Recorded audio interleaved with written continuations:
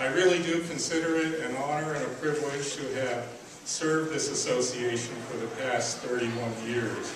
And you know, a lot of people say, well, that's just yesterday, time goes by. That is not the case with me. I feel like I've been here since the dawn of real estate history, sort of like the 2001 scene with the monolith and the monkeys, you know, except I don't know if I'm the monolith or the monkeys. I can remember things, you know, like chapters. We had chapters. We had debates over whether exclusive agency listings belonged in the MLS.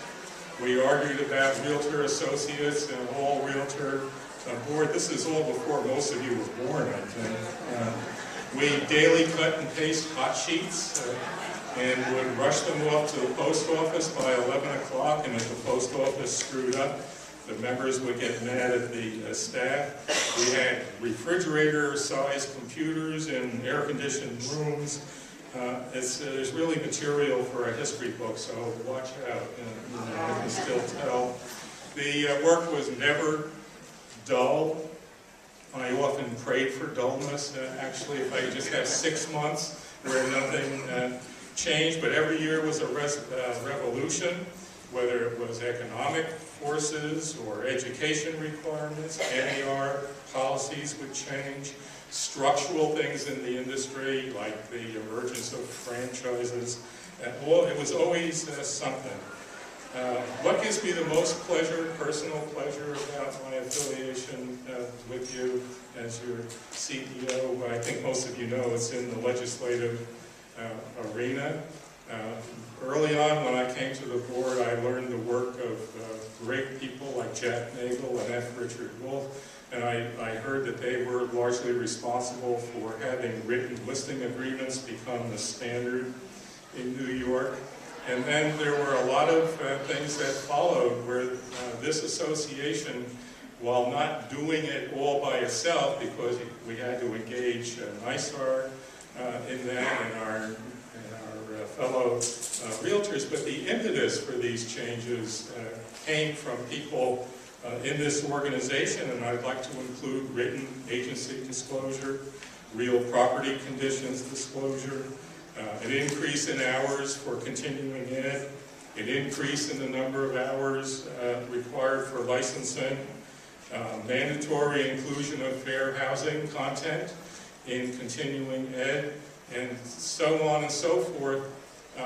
A lot of this with the consumer in mind. And I can't tell you how personally rewarding it is to know that I have worked with you and we have left this county and this region in better shape than we found it with all of these pro-consumer items. So that to me is special. The other thing that is special is all the friendships. I'm not an antisocial person, but I'm a little bit reserved, maybe.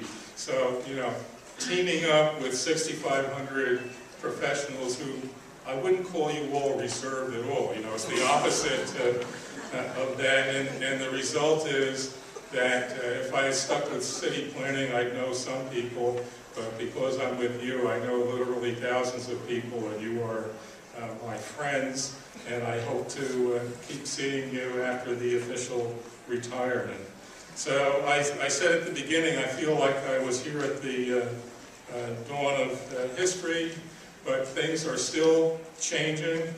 Richard and Nancy and the new board are going to have a lot to do, but Rich Haggerty is the right CEO for this time. I'm confident he'll do great for you.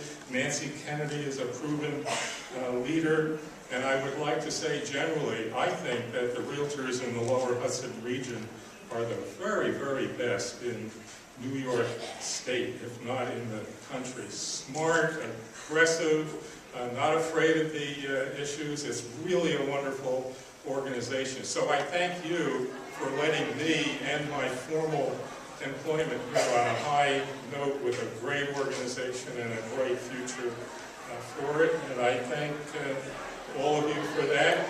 And all I ask is that you keep me on the mailing list for Real Estate in Depth, please. And otherwise, I will be in touch as your consultant beginning next year. Thank you.